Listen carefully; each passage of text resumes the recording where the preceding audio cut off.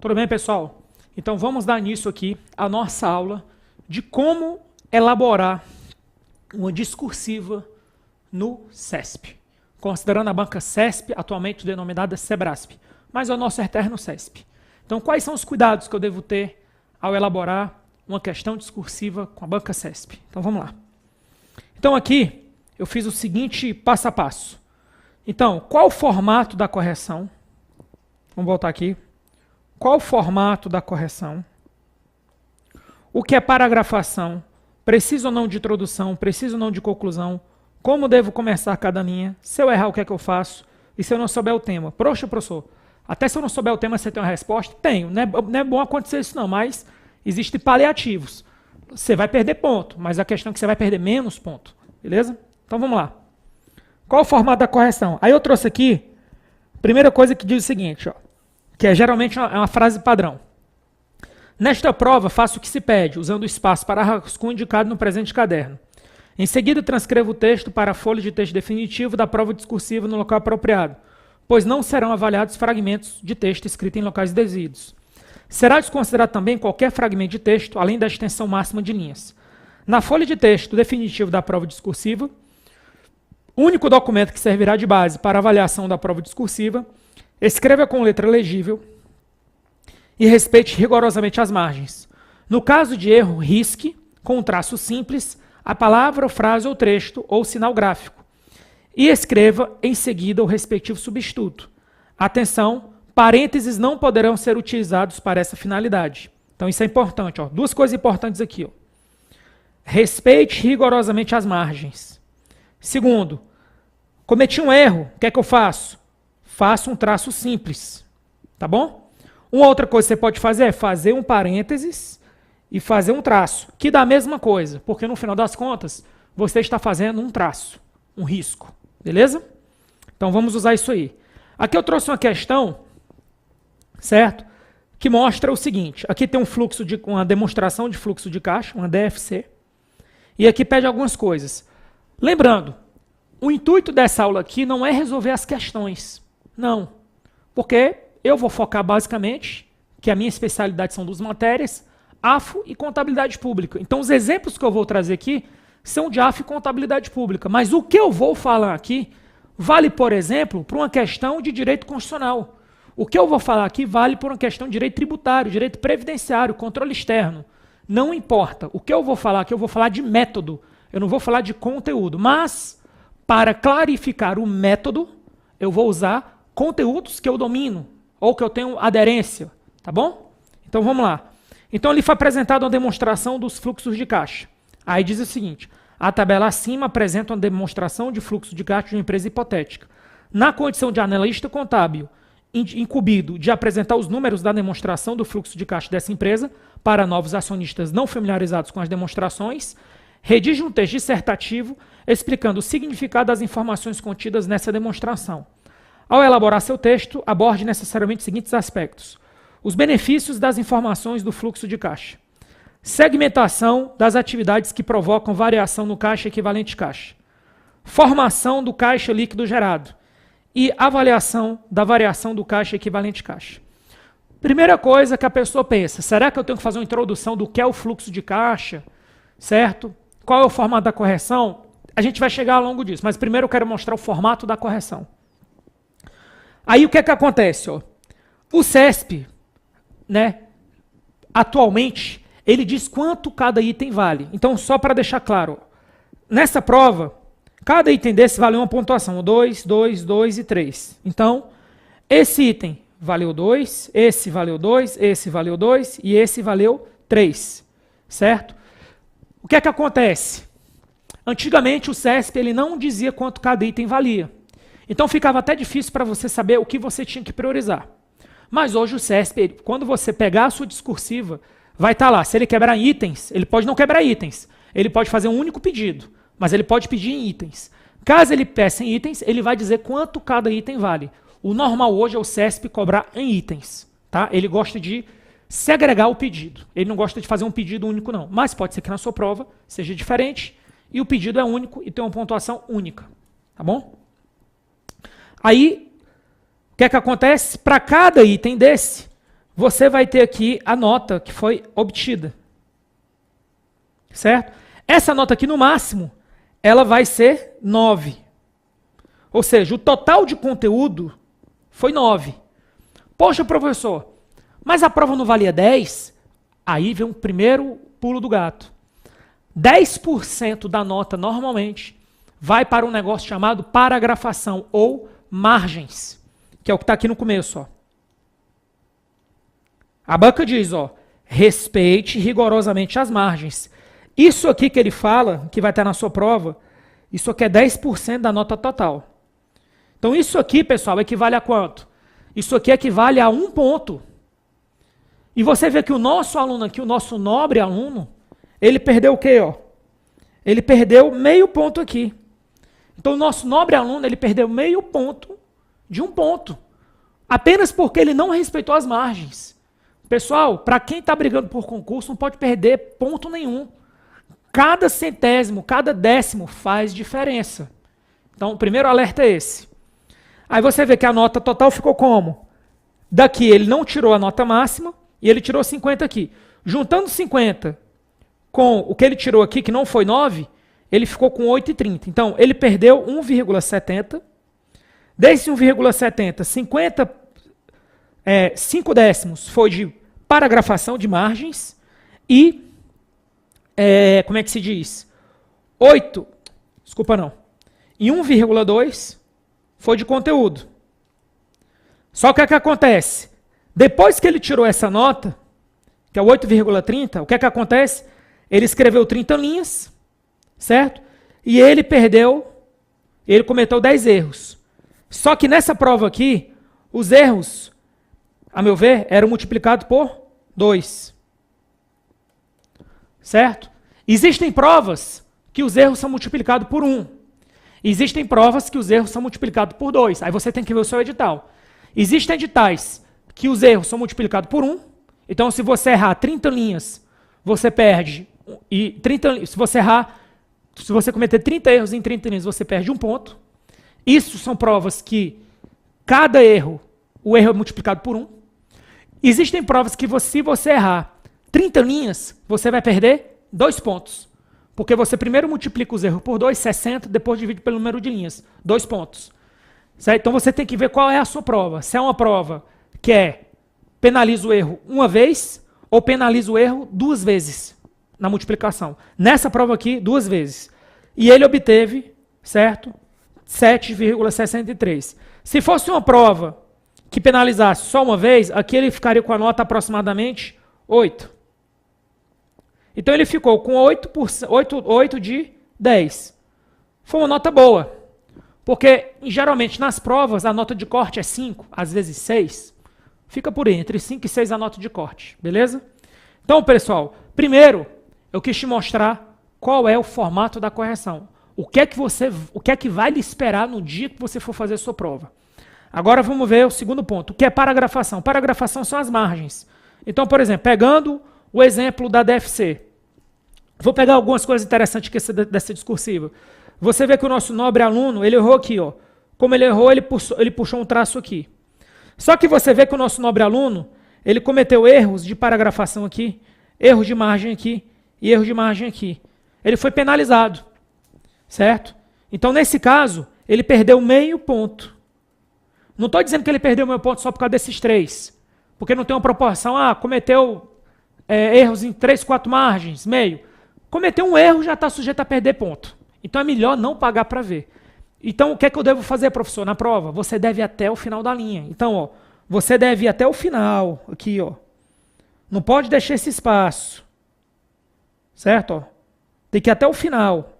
E até o final mesmo. Tem que ir até o final mesmo para não ter problema e não ser prejudicado desnecessariamente. Próximo. Preciso ou não de introdução? Olha o que eu vou te falar.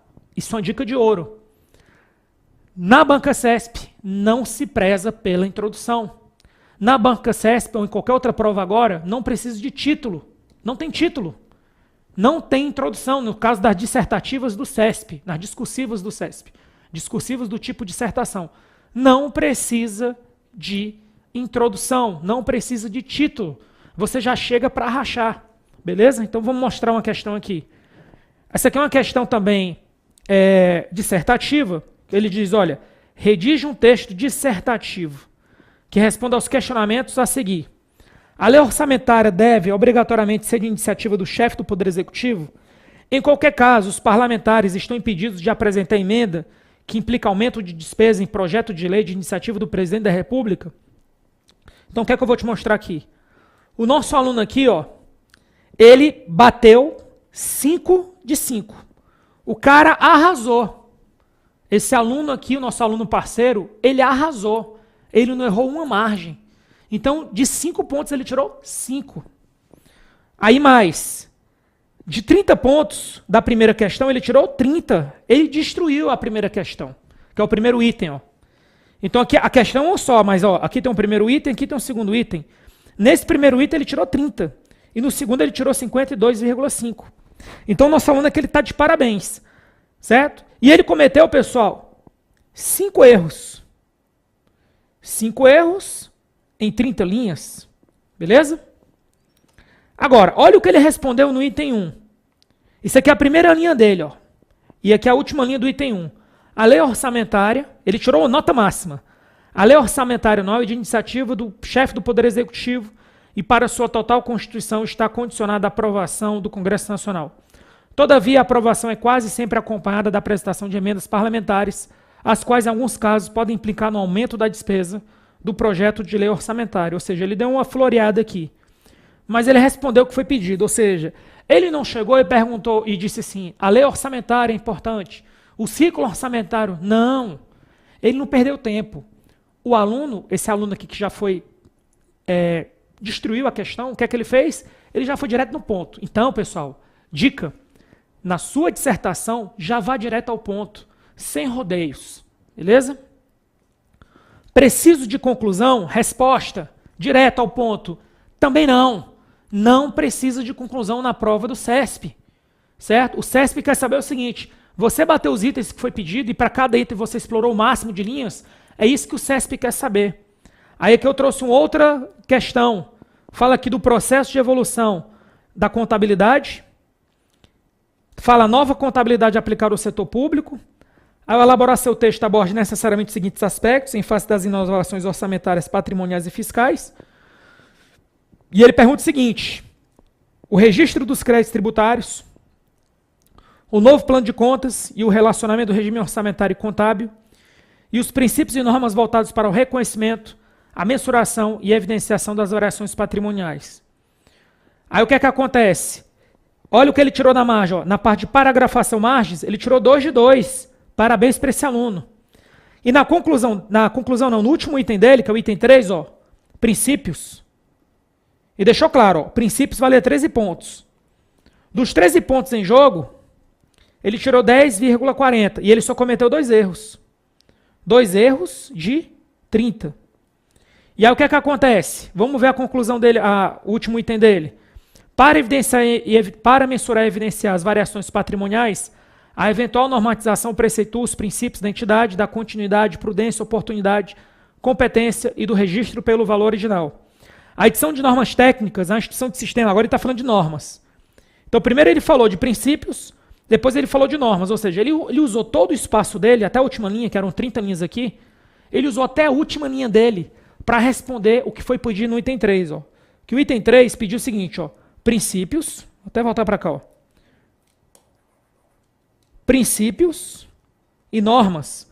Então ele usou 2 parágrafos finais, um para falar de princípios, um para falar de normas. Mesmo assim ele não tirou nota máxima, mas ele tirou nota boa. Beleza? Então resumo, não se precisa de conclusão. Beleza? Você tem que responder o item que foi pedido. Aí agora, como deve iniciar cada linha? Aí ele fala assim, ó, vamos usar o mesmo exemplo. Os registros dos créditos tributários, o novo plano de contas e os princípios. O que é que eu tenho para te dizer? Você deve mostrar para o examinador onde você está. Essa técnica, assim, eu vou embaralhar, porque aí eu vou ganhar nota máxima, porque o examinador não vai saber do que eu estou falando. Pior para você. Então você tem que deixar claro, transparente, dizer, quando você começar uma linha, você tem que dizer exatamente em que linha você está. Quando você começar outra linha, você tem que dizer em que parte do tema, que parte do item você está. Não pode ter dúvida. Em outras palavras, o que eu quero dizer, se você vai começar a responder o item 1, os registros dos créditos tributários e não tributários por competência, o que é que você deve dizer? De acordo com os normativos, o registro contábil dos créditos tributários e não tributários deve ser feito pelo regime de competência, certo? Agora, quando se faz pelo regime de competência, qual a implicação disso? Então você vai registrar o crédito no ativo, débito, e você vai registrar uma variação patrimônio aumentativa na classe 4. Então estou dando exemplo aqui da minha matéria, que é orçamento e contabilidade pública. Mas o importante não é o que eu respondi no final, que era débito ativo, crédito, variação patrimônio aumentativa. Não, isso não foi importante. O mais importante que eu disse aqui foi o seguinte: quando você for começar a responder um item, deixe claro para o examinador, seja repetitivo, que você está se referindo àquele item. Beleza? Aí aqui, vou dar um exemplo. Ó. A gente vai trazer aqui o registro dos créditos tributários e não tributários. O novo plano de contas possui 8 classes, subdivididas em natureza orçamentária, patrimonial e controle. Os registros são realizados pelo método das partidas dobradas. Certo? É importante, agora que ele começa a responder, é importante destacar o registro dos créditos tributários e não tributários. Observa o princípio da competência, o qual evidencia as transações a partir da ocorrência do seu fato gerador. Você vai notar que esse aluno ele não tirou nota tão boa aqui. Por quê? Porque ele não foi direto ao ponto. E quando ele foi direto ao ponto, ele foi superficial. Ele deveria ter gastado mais tempo falando dos registros, falando do fato gerador. Ele só falou no final. Beleza? Um outro exemplo. Fale do novo plano de contas, relacionamento com o regime contábil. Na contabilidade aplicada ao setor público, há o relacionamento do regime orçamentário, regime misto, certo? Que registra as receitas pelo regime de caixa e as despesas pelo regime de competência, de acordo com as regras estabelecidas na Lei 4.320. E o regime contábil, conforme as NBCT, aplica tanto para as receitas quanto para as despesas do regime de competência. Então aqui ele já foi um pouco mais direto, que ele falou do relacionamento do regime. E os princípios, para evidenciar, aqui ele foi melhor, para evidenciar, e a nota dele foi maior nesse item, para evidenciar e mensurar as variações patrimoniais. Então, em outras palavras, você deve mostrar para que veio ao examinador. Não pule itens, certo? Se tem 3 itens, você tem que seguir os 3 itens na sequência. Você vê que esse aluno aqui ele foi bem nisso. Ó. O item 1 está da linha 6 à linha 12. O item 2 está da linha 13 à linha 19. E o item 3 está da linha 20 à linha 23. Beleza? E se eu errar? Se eu errar, você já sabe. Se você errar, o que é que você vai fazer? Você vai fazer um risco. Com ou sem parênteses. Então aqui, ó. Esse aluno ele errou aqui, ó. Como ele errou, o que é que ele fez? Ele fez um risco aqui. Esse aluno ele não foi penalizado. Vamos ver, ó. A gente está na linha 10. Vamos procurar na linha 10 se tem algum erro. Ó. É ver para crer. Então você acabou de ver que tinha um erro na linha 10 desse aluno, que me mandou a prova dele. Com muito prazer eu estou compartilhando aqui com vocês sem identificar o aluno. Mas é assim como outros materiais melhores, na questão discursiva, é com base em provas anteriores. E você está vendo que esse aluno ele fez um risco na linha 10 porque ele cometeu um erro. E ao fazer esse risco, ele não foi penalizado de forma nenhuma. Como é que a gente sabe? Olha para cá. Como é que foi o barema dele? Ele só cometeu um erro na linha 6 e um erro na linha 2. Beleza? E para fechar essa aula, e se eu não souber parte do tema? Pessoal, se você não souber parte do tema, primeira coisa, siga a sequência lógica. Ah, mas eu sei do item 1, sei do item 3, não sei nada do item 2. Escreva algo correlato no item 2. Escreva algo correlato no item 2. Mas, primeira coisa, mostre que você vai falar do item 2. Por que você tem que mostrar que vai falar do item 2? Para não ser penalizado no item 1 ou no item 3. Então, mostre que você vai falar do item 2. Você já vai gastar 1 ou 2 linhas aí. E depois escreva algo correlato no item 2. Mesmo que você não tenha total domínio técnico. Para mostrar que você seguiu a sequência lógica, que você não pulou.